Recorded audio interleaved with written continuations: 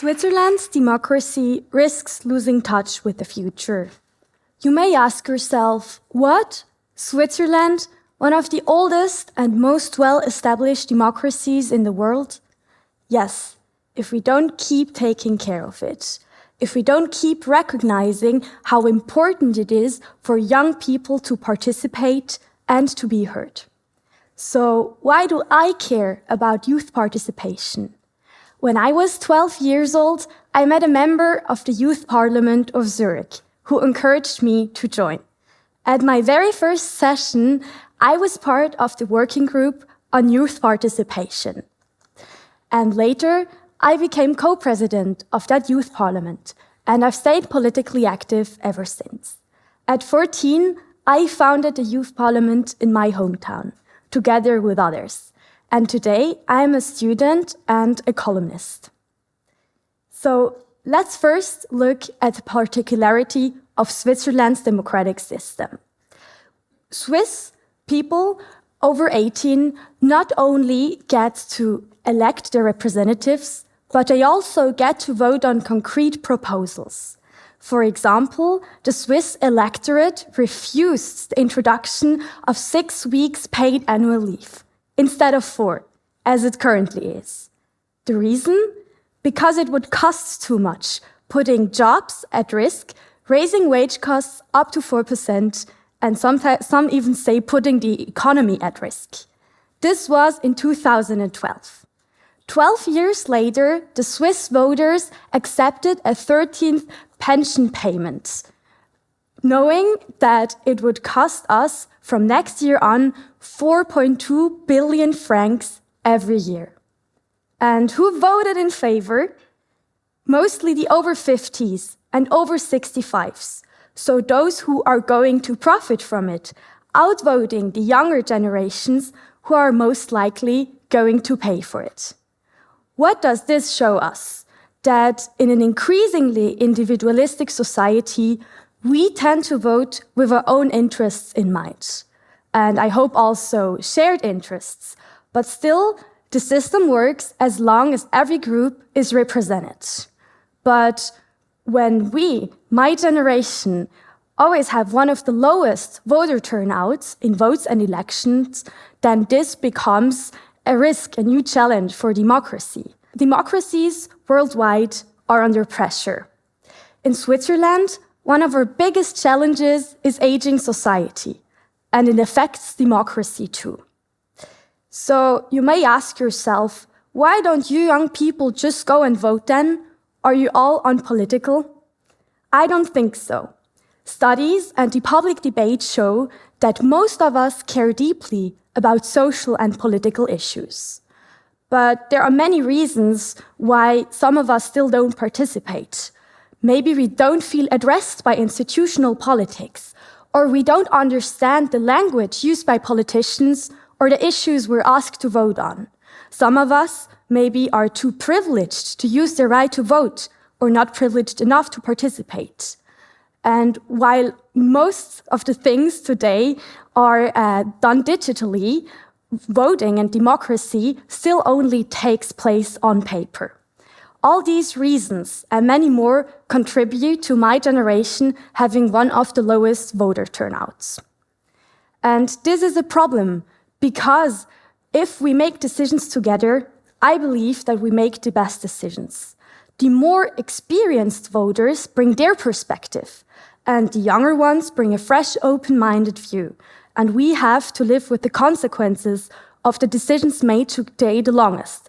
And if we combine all these things, then I believe that this is the way forward.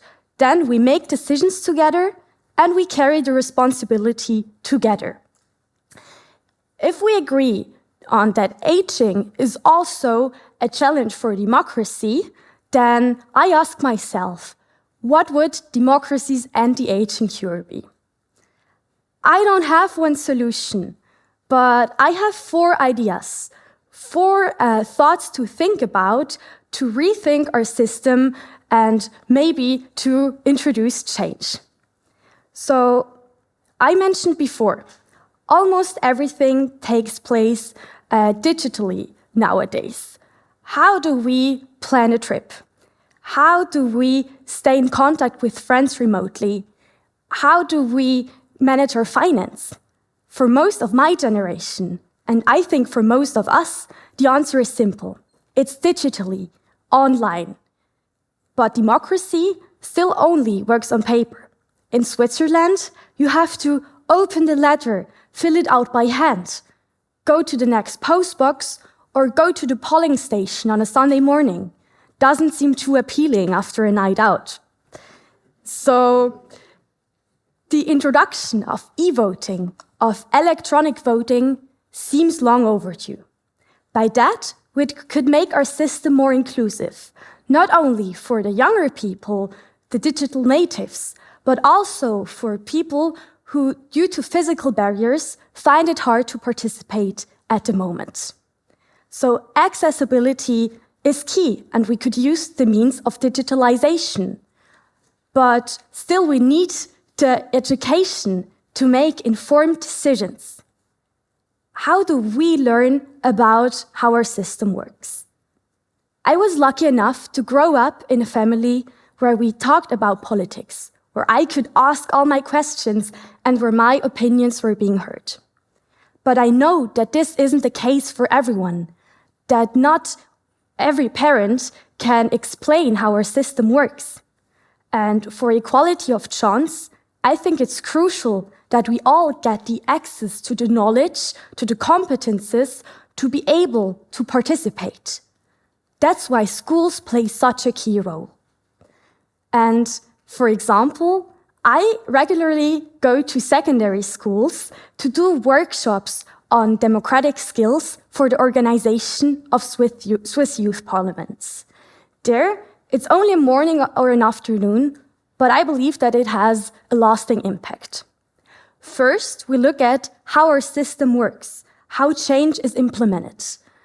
Then, the students think about what they would like to change in their community. And in the end, a local politician joins us and listens to the students, and they together look at how the ideas could be implemented, who the stakeholders are, and how to address them. After almost 4 years, I still leave every classroom inspired. And some of the students develop a lasting interest in democracy, and some of them even join a youth parliament or another civil organization. So political education is essential to keep democracy accessible to everyone. And of course, it has to take place neutrally and age appropriate. And if we develop systems and programs, it's also easier for teachers to implement it in their lessons and bring democracy and politics into the classroom. So to make democracy accessible, we can use the means of digitalization, of education, but in order to participate, we need to understand each other. It all starts with language. This is to all politicians and policymakers. When you address the public, please use words that we can all understand and explain the complicated ones. To say it simple, please do not use simple language. Because language decides who can even participate. And I think that we should all be able to understand, we should get the chance to understand what is even talked about, what we're asked to vote on, and what the candidates even propose that we can elect. And in the end, it all comes down to the degree of participation. At my very first plenary session, the Youth Parliament, we decided to propose lowering the voting age from 18 to 16. When I was 17, the electorate of Zurich voted on it. And I was very active in the campaign promoting the voting age of 16. And over again, when I talked to people in the streets, I heard the same concern. That giving us 16 and 17-year-olds the right to vote would be a threat to democracy. because we could more easily be influenced, less capable of making our own decisions, forming our own opinion. And here's the thing. You don't become an expert overnight. You don't just wake up on your 18th birthday suddenly equipped with all the competences you need to participate. The skills, they have to be developed. You need the possibility to practice. It's learning by doing. And I don't mean just education about politics, the knowledge, but also the competences. For example, how do I inform myself? Think critically, have a known opinion, talk to others, most importantly, listen to others, and have constructive discussions respecting each other. And by lowering the voting age, I don't think you risk democracy. Numbers from Austria, which has already introduced the voting age of 16 in 2007, the numbers show that the quality of votes by 16-year-olds is no lower than the quality of the votes of 18-year-olds. By quality, I mean what the opinion, the view of the person is compared to what party and what candidate they voted for. So we can see that 16-year-olds aren't less capable of forming their own opinion if they want to participate. And not every young person is interested in politics. Not every 16 and 17-year-old would use this right to vote. But it's still essential to give the possibility to participate to those who want to. And believe me, when young people feel listened to, feel heard, then this has a lasting influence. And I still remember the moments where I truly felt heard. One of it was when I was 17 years old, and with a group of young people, we traveled to the Netherlands, to Maastricht, at an experts congress on children's and adolescents' mental health. And there we had the chance to propose our ideas on how to improve young people's mental health. We talked to experts who had worked for decades in the field and who were open to listen to our proposals. This was very inspiring. And on the panel discussion, there was one sentence said that I remember until today. When it comes to letting young people participate and giving them some power, sharing power, in order to include everyone and every age group. And I'm going to end my talk with it. It says, don't talk about us without us. Thank you.